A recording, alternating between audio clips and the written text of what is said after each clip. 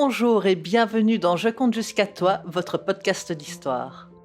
Pour la dernière histoire de la saison, je vous propose de retrouver nos amis Kaiju. L'histoire d'aujourd'hui nous vient de ce grand livre mystérieux, celui qui appartient aux monstres, le bien nommé Histoire du matin pour petits monstres qui ne veulent pas dormir.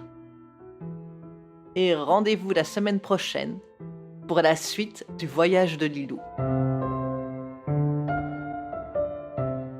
Le feu crépite dans la cheminée.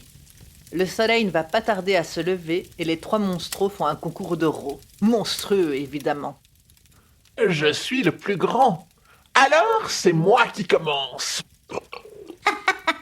C'est pas mal, mais je suis sûre que je fais mieux. Regarde, attends, écoute. C'est dégoûtant. Mais moi, je suis sûre que je fais le pire du pire. Écoutez. Ah, Burk, mais t'es dégoûtante sur un dit. En plus, ça sent vraiment trop mauvais. Mais t'as mangé quoi ce soir? Un vieux gros rat, même qu'il était délicieux. Les trois monstros rigolent, vont dans la salle de bain et se préparent pour leur nuit. Moi, je ne veux pas me laver les dents. Le dentifrice, c'est nul et ça goûte pas bon. Si tu te laves pas les dents, Serette, elles vont te tomber. Oh, même pas vrai là-bas. Tu racontes n'importe quoi. Si, ma chérie. Ton frère a raison. Si tu te laves pas les dents convenablement, elles risquent de te faire très mal. Et si tu continues, les cariators viendront te les chercher. Les cariators? C'est quoi ça, papa? Ce sont les monstres des trous dans les dents. Chez les enfants humains, ils sont tout petits. Mais chez les monstres, c'est différent. Ils sont plus grands. Comment ça, papa? Tu nous racontes? Au début, ils sont tout petits et ils ont du mal à s'accrocher à tes dents. Ils ont de toutes petites pattes, mais ils en ont beaucoup. Entre 8 et 100 pour les plus grands. Et au bout de leurs pattes, il y a des doigts tout griffus pour pouvoir s'accrocher à tes quenottes. Mais comme leurs griffes sont toutes fines, ils ont du mal à s'accrocher. C'est pour ça qu'en te lavant les dents tous les jours, les cariators ne peuvent pas s'installer. Mais si tu ne les brosses pas, alors ils profitent de ta nourriture. Ils vont la manger pour grandir, pour s'accrocher mieux à tes dents. Puis, ils se fabriquent une petite maison dans tes dents, et une petite pelle pour creuser encore plus profond. Et ils se nourrissent de ce que tu manges et font des réserves pour eux et leurs enfants. Et ils creusent dans ta dent pour faire leur petit lit. Et quand ta dent devient trop petite, ils poussent pour sortir de ta bouche et partent avec ta dent, qui est devenue leur coquille. Parfois, si tu as de la chance, ils vont pas trop loin et ils sont gentils. D'autres fois, ils font des petits, puis ils te mangent toutes tes dents. Mais c'est horrible, papa. Je veux garder mes belles dents toutes blanches, moi. Tu sais alors ce qu'il te reste à faire. La plus jeune des monstros attrape sa brosse à dents, enfin à crocs, met une double dose de dentifrice et se brosse énergiquement les crocs. Les deux autres frottent vigoureusement leurs quenottes. Mia, une fois que vous aurez fini, je vous raconterai l'histoire d'une petite fille humaine, pas comme les autres, qui a failli attraper des cariators. Oh, chouette, papa. On a trop hâte. Papa monstre borde les monstros, respire un grand coup et commence son histoire. Il était une fois... Mais maman, mais je me suis déjà brossé les dents. Deux couettes, des yeux bruns flamboyants, la bouche pleine de dentifrice, frottant à côté du trou laissé par ses dents de lapin tombées un peu plus tôt dans la soirée, la petite fille n'est pas contente du tout. Je sais, mais pas assez longtemps. Allez, frotte encore un peu. Mais je n'aime pas ça d'abord, et puis ça me fait mal, et puis j'ai plus de dents là, allez quoi, y a aucun souci. Frotte bien quand même, tu ne voudrais pas attraper des caries. Mais j'ai même pas mangé sucré d'abord. Après avoir râlé, craché la mousse, L'enfant se frotte encore un peu les dents, juste pour dire, pour faire plaisir à maman et avoir la paix. Puis, elle repart en courant avec ses dents au creux de la main et elle les pose sous son oreiller Pikachu. « Dis donc, la petite souris, t'as intérêt à me rapporter une chouette pièce, hein ?» Elle s'endort. Les heures les plus sombres de la nuit arrivent. Deux toutes petites bestioles, toutes minuscopiques, sortent des interstices du parquet, grimpent le long de la couette. Elles s'approchent des deux quenottes. Sous l'oreiller, les dents bougent, tout doucement, millimètre après millimètre. Elles sont sur le lit, juste à côté de l'oreiller, roulent jusqu'au bord, tombent par terre. Les minuscopiques les poussent sous le lit. Ils roulent les dents dans la poussière pour les cacher. Des grattements tout doux à la porte, le bruit de tout petits pas sur le parquet, des moustaches adorables, des oreilles toutes douces. La petite souris arrive dans la chambre. Son museau renifle l'air. Elle trottine jusqu'au lit de la petite fille, saute dessus, renifle et regarde sous l'oreiller. Rien. Elle se concentre, fronce les yeux et renifle l'air, fort. Elle suit la piste des dents, repart sur le matelas, saute au sol. Elle se dirige sous le lit. L'enfant bouge dans son sommeil. Au petit trot, la petite souris repart, sans ses dents. Sous le lit, deux toutes petites créatures, les cariatores toutes minuscopiques, traînent les dents et se préparent un lit bien confortable de petits moutons. Petit matin, le soleil vient de se lever et encore une belle journée, il va bientôt arriver. Dans la maison, tout est calme. Les parents dorment encore. Dans la chambre de l'enfant, branle-bas de combat. « Maman! La petite souris, elle est passée, elle a pris mes dents, mais elle n'a rien laissé. » La petite fille regarde sous son oreiller, secoue sa couette, cherche par terre en sanglotant, mais rien, aucune trace de ses dents.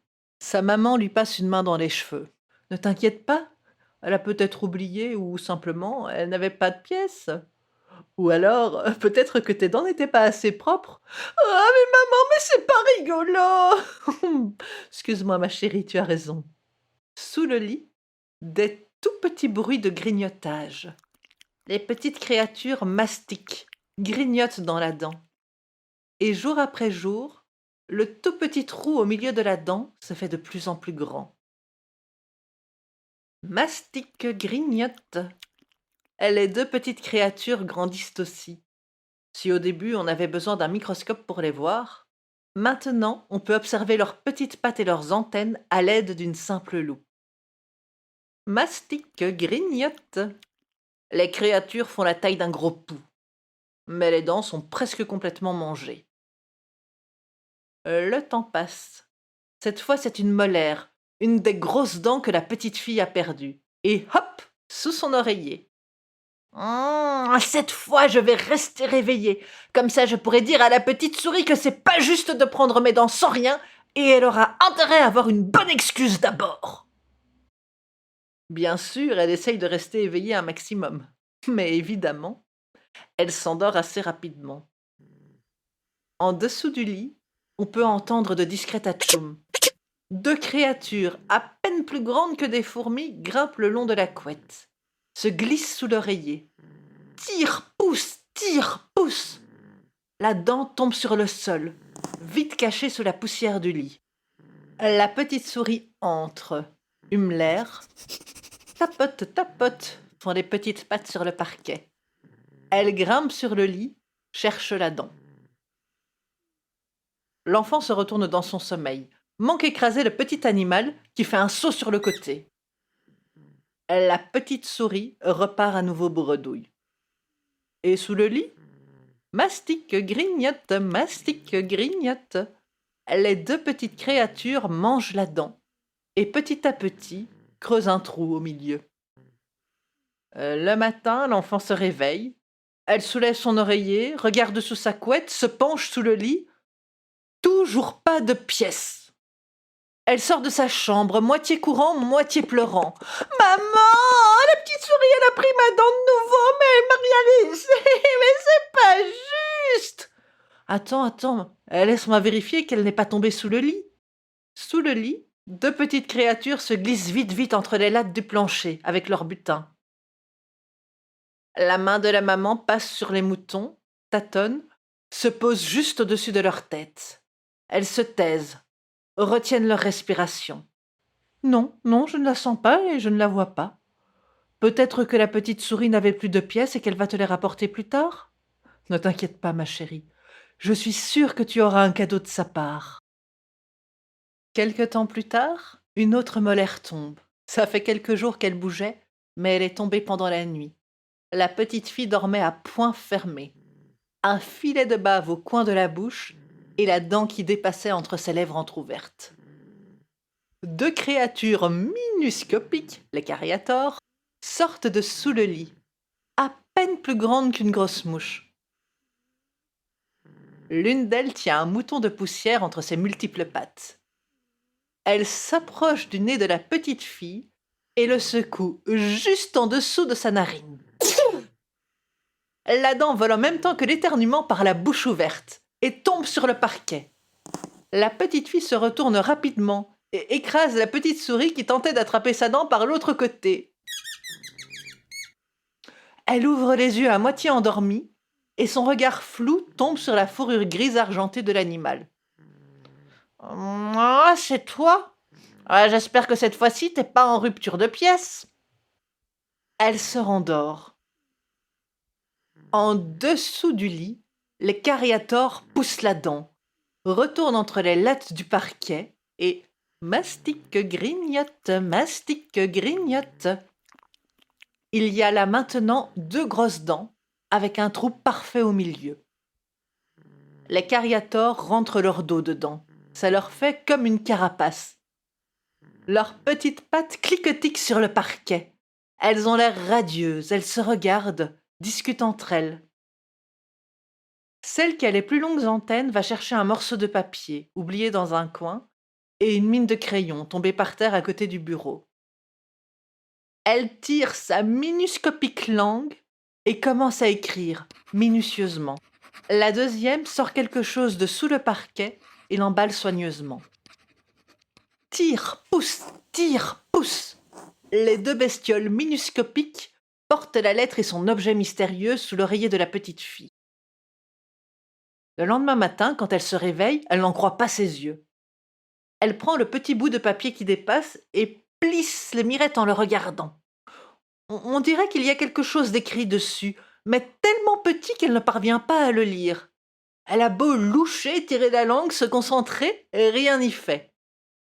Alors elle farfouille dans la maison jusqu'à trouver une loupe. À côté de la feuille, il y a une petite bosse qu'elle prend d'abord pour une grosse poussière. En se penchant pour mieux regarder, un tout petit paquet emballé dedans attire son attention.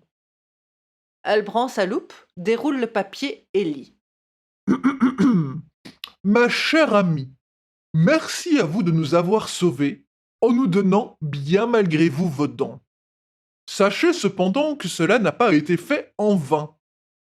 Pour vous remercier, vous trouverez avec cette missive un gâteau de taille.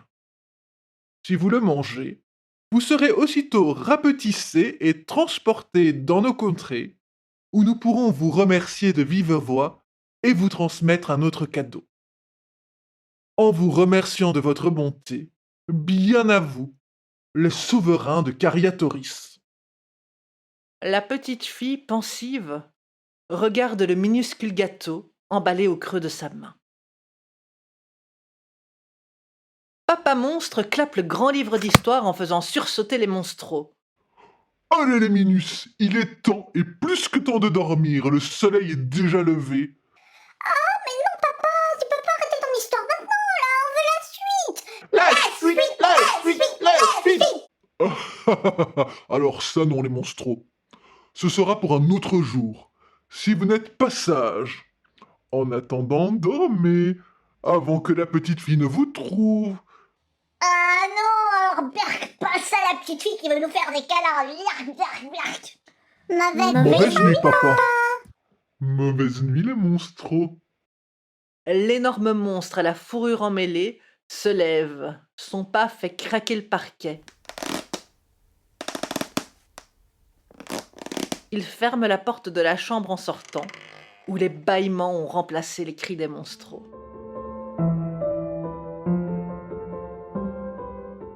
Si vous avez aimé cette histoire, n'hésitez pas à la partager, à commenter ou à en parler autour de vous. C'est très important pour moi parce que ça me permet de me faire écouter par de plus en plus de personnes et au final c'est ce que je vise.